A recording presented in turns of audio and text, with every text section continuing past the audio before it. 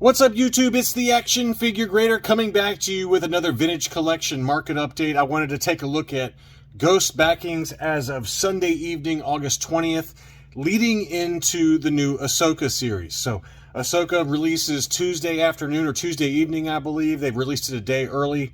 They're going to be releasing 2 episodes. I'm sure we're going to be seeing the Ghost in some of these early episodes of Ahsoka. And the question is that going to affect the number of people that are backing the Haslab Ghost? And when can we expect Ezra Bridger to be unlocked, and hopefully some of the other folks that are in some of the later tiers? So just today, my favorite Instagrammer, Rivs Junctionite, again, I don't know this person at all, but I really enjoy his posts that track the Haslab backers for the Ghost versus the Razor Crest. And he just came out with a post today and says, "This week was a big one for the Ghosts, as new photos of the crew and ship boosted the campaign big time.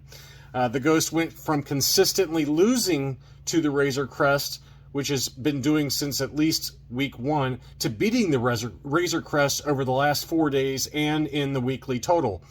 They picked up 546 Ghost backers over the last week compared to only 532 for the Razor Crest. That's not a huge difference, but that certainly is an impressive improvement versus some of the latest kind of daily data. As you can see, the blue line there is the Ghost versus the green for the Razor Crest. So it's finally starting to track a little bit better versus the Razor Crest, apples to apples, in terms of the number of days on the Haslab campaign. The gap is narrowed, but it's still 12% behind the Razor Crest as of this time.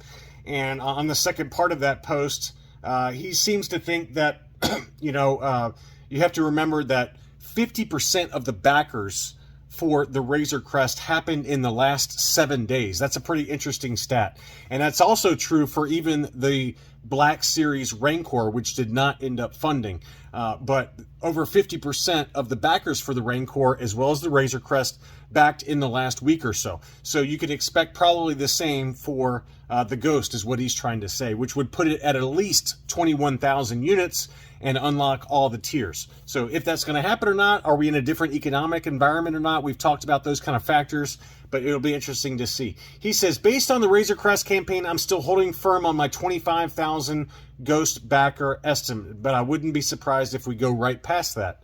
Early reviews for the new Ahsoka series are good, and I expect it to give it another big boost when we finally see the Ghost in the live action content. So we'll see if that happens or not, but I just thought it was an interesting post. And as of this evening, Sunday, August 20th, the number of backers stand at 10,757. So they're getting pretty close to unlocking the 11,000 backer tier in Ezra Bridger. And from there, it's off to the races for Kanan Jarrus as well as Zeb Aurelius. So he seems to think it's going to pass no problem, but I wanted to at least give you that update before we dig into some vintage collection sales. So this seller, Kokomo Toys, had a number of different items. We might be skipping around because I did put these kind of in chronological order in terms of the card back numbers, but he had some beautiful TVC 1.0 for sale at auction, and the first one is a Darth Vader name pill for VC13 Anakin Skywalker from The Revenge of the Sith. That one sold for $142.50. That one just closed yesterday on 47 bids, so lots of bids on that one,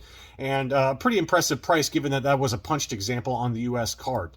Next up, likewise, we've got the Anakin Skywalker name pill on the foil card back, and this is obviously the Ultimate Galactic Hunt with the free rocket firing Boba Fett mail away offer. That one sold for $178 on 30 bids. So this was a different seller, but I did want to kind of put those back to back so you can kind of compare how those prices are for the foil at $178 versus the non-foil punched at $142.50.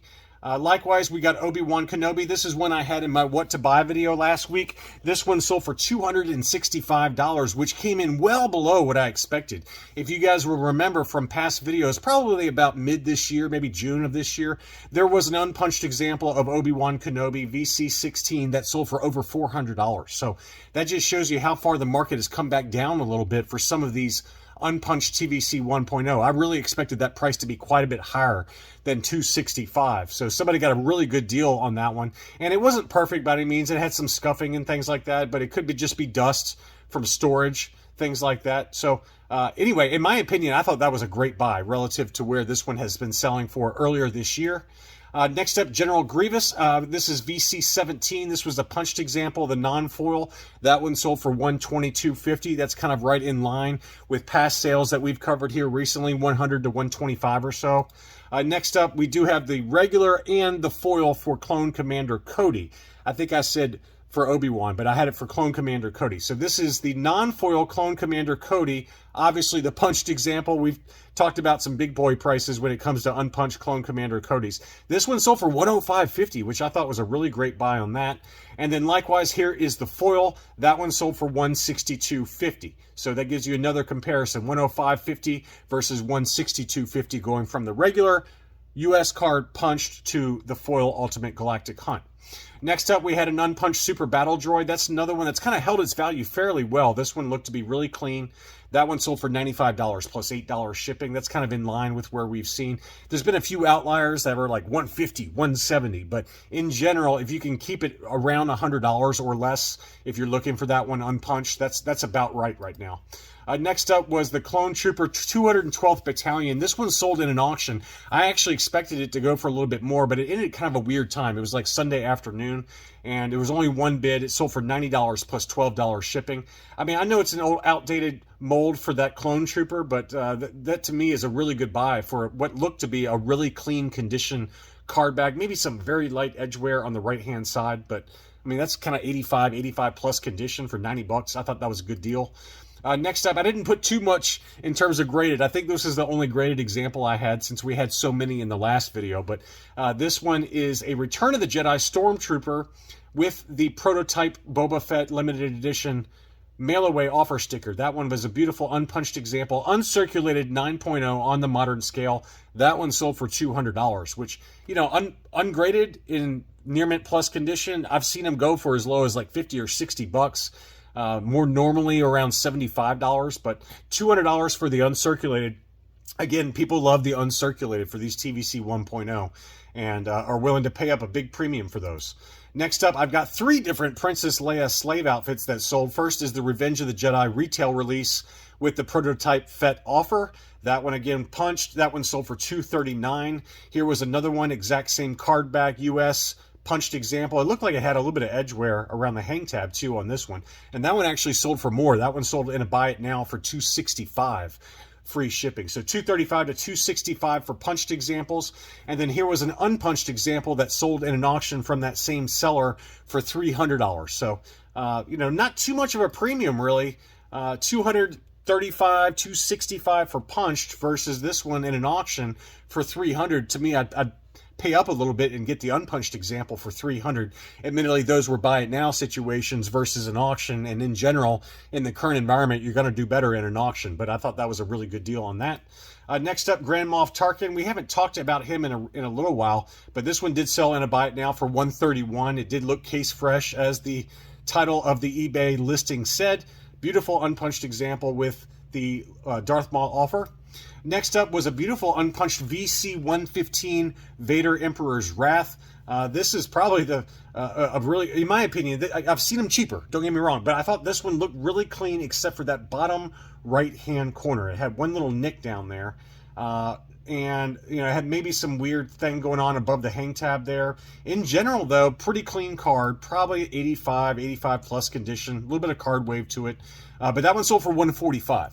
Now, for unpunched, I've seen as low as $115, but in general, this is probably a pretty good price target to aim for, about $145 to $150, after they reach kind of a massive price spike kind of earlier this year. But $145 is a good buy on that.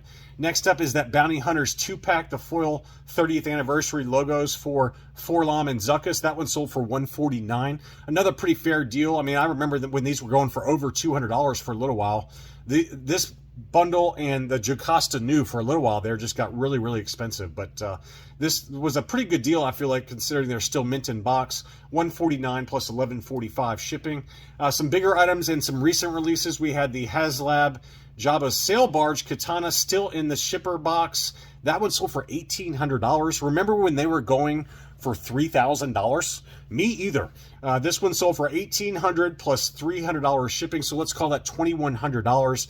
And don't get me wrong, they've come way off of the $3,000 number. I was thinking like $2,800, then down to like $2,500, $2,600. Here's the most recent data point though, and admittedly it did have some damage to the outer shipper box, so maybe that gave some people some pause that the interior retail box could have had some damage. So anyway, it was $1,800 plus $300 shipping, puts it at $2,100, which, you know, I'm sure there might have been some cheaper data points, but at least in terms of ones I've seen, $2,100 for a steel mint and sealed box, shipper box for the Haslab Katana is a pretty good bargain relative to past sales.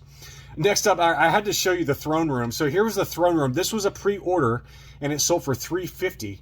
But then this one is in hand and it sold over in the UK for 350 pounds, which is $445. So that just shows you the impatience for some collectors that they're willing to pay up for those. $350, buy it now here in the US. And this was admittedly a pre-order, which I don't recommend doing on eBay because you don't have much buyer protection in the event it goes past that 30-day window. So you got this one for $350, and then over in the UK, one was in hand and it did sell for $445 US. So pretty incredible sales prices considering what the MSRP was on that Book of Boba Fett throne room. Next up, another I guess this is a pre-order. It could have been in hand, but this is the Jabba's Denizens 4-pack with Reese and Squid Head and the other two kind of sail barge guys. This one sold over in the UK for 125 pounds, which is 160 US dollars. That's a big number there. But you know, here in the US, I have not seen any of these pop up. So again, I'm assuming that this was a pre-sale, which I don't recommend doing just because you're going to be able to get it for a lot cheaper once they hit eBay in hand. Next up, we had the N1 Starfighter from The Mandalorian. These were in hand, and this seller had two of them available. One of them did sell at $230 plus some shipping. Now, I'm sorry, this was not in the U.S. This one was in Taiwan. So I know that Boss Bounty recently got this one in hand, so maybe that's where he bought it from. But if you want to buy it, they are in hand in Taiwan. To me, it's just too much risk buying something from Taiwan, but it is a beautiful example there. I love the box art on that one, but $230 from Taiwan. This is probably my favorite item out of everything that's sold here in this batch, but this was a really cool, this was the Death, Lies, and Treachery Boba Fett repaint, the comic art edition, but it was signed by Cam Kennedy, who did the original artwork on the Dark Horse comic that this card back is based on. So what a really cool, unique item, and I would have loved to have seen this. I didn't see it until after it already sold, but it's got Cam Kennedy, who did the original artwork on the Dark Horse comic, and it sold over in the UK for 155 pounds, which is about $200. To me, I mean, you know, I'm a comic book nerd too, and to get the comic book artist to sign the TVC where the card back art is based on the Dark Horse comic that he did, I mean, that's just got so much going on to it. It's so meta, and I would love to have had that. And it was also cool because it had the import Hong Kong sticker on the back of the card. So it had so much going on for it. I would have loved to have owned this, but I thought that was a really great buy. And at $200, yes, take my money. I would have bought that all day long. So anyway, that's all I really had for this video. I hope you found this information helpful. Thanks again, as always, for watching. If you're new to the channel, consider subscribing, and I'll be back soon.